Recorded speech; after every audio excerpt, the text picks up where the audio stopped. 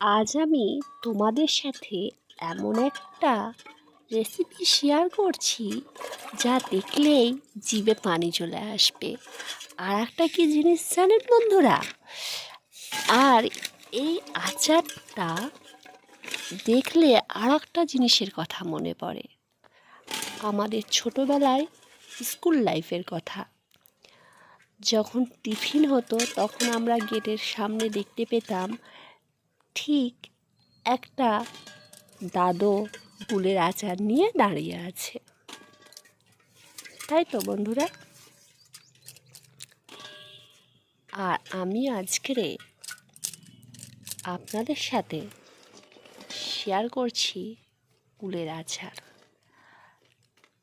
তবে কুলের আচারটা আমি মিষ্টি আজকে বানাবো না, আজকে বানাচ্ছি আমি কুলের টক আচার। আর খেতে ভীষণই মজার হয়। ভিডিওটি প্রথম থেকে শেষ অবধি দেখবে। আচারটা বানাবার জন্য আমি যে সকল মশলা নিয়েছি, এখানে নিয়েছি গোটা জিরে, গোটা মৌরি, গোটা ধনে, জোয়ান, সর্ষে, আর 1 বাটি সর্ষের তেল আছে, আর পরিমাণ মতো লবণ। এখন সমস্ত মশলা একসাথে নিয়ে বেটে নিয়ে, আর নিয়েছি 3টে শুকনো লঙ্কা। শুকনো লঙ্কাটাও একসাথে মশলার সাথে বেটে নেব।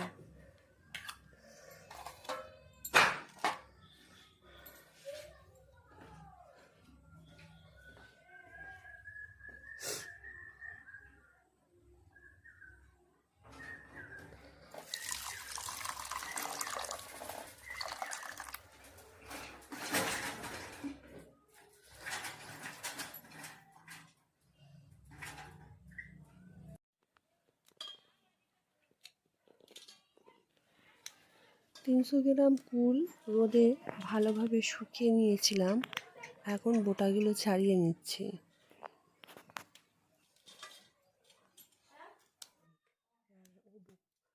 আমি আস্তে আস্তে নিয়েছি, কত কথা তুই দেখাবি রে বাবা। পানি হলো নি, শুধু শুধু তোলা বলছে পানি হয়নি। আর ওইটা যদি না তুলতে বলতো আমি ওগুলো সমস্ত কুলের বোটা ছাড়ানো হয়ে গেছে।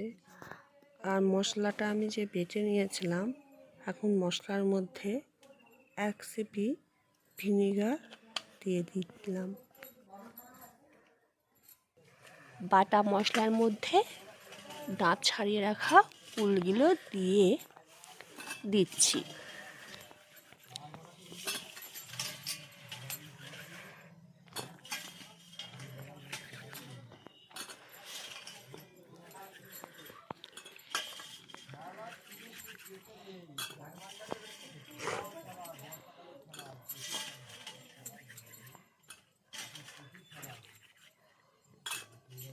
দিয়ে দিচ্ছি 1 বাটি সর্ষের তেল, অর্থাৎ কুলের পরিমাণ অনুসারে সর্ষের তেলটা আপনারা ব্যবহার করবেন।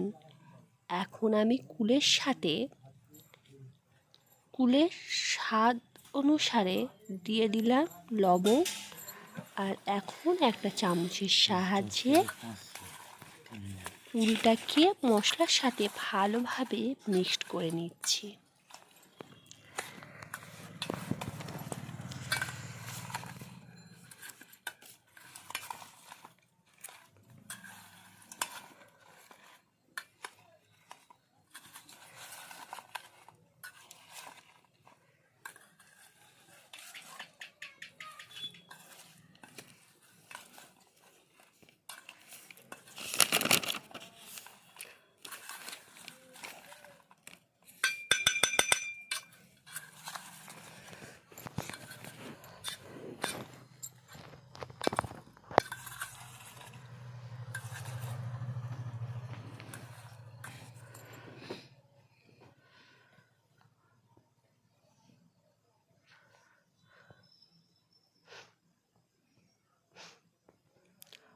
সমস্ত মশলাটা ভালোভাবে কুলের সাথে মিক্সড করা হয়ে গেছে।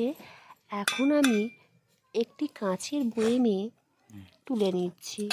আর অবশ্যই কাঁচের বয়ামটা ধুয়ে ভালোভাবে সুতির কাপড় দিয়ে মুছে তবেই আচারটা তুলবেন।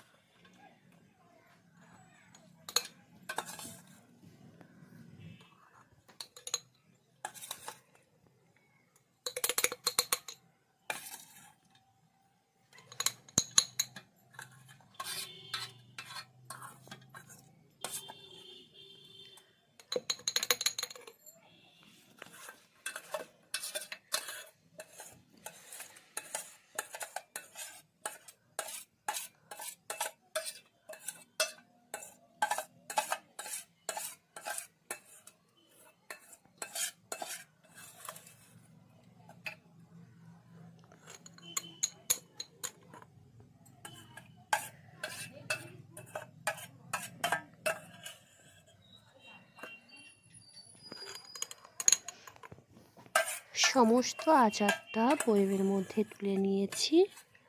এখন দিয়ে দেব রোদে।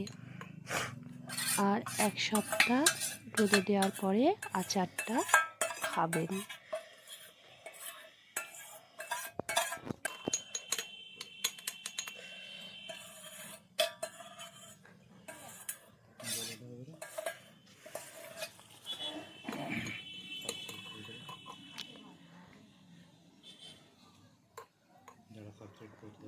আশা করি আজকের রেসিপিটা আপনাদের ভালো লেগেছে। আমার চ্যানেলটি সাবস্ক্রাইব করে পাশে থাকবেন। যারা সাবস্ক্রাইব করে পাশে আছে তাদেরকে অসংখ্য ধন্যবাদ। বাই, টাটা। আবার দেখা হবে নেক্সট কোনো ভিডিওর সাথে।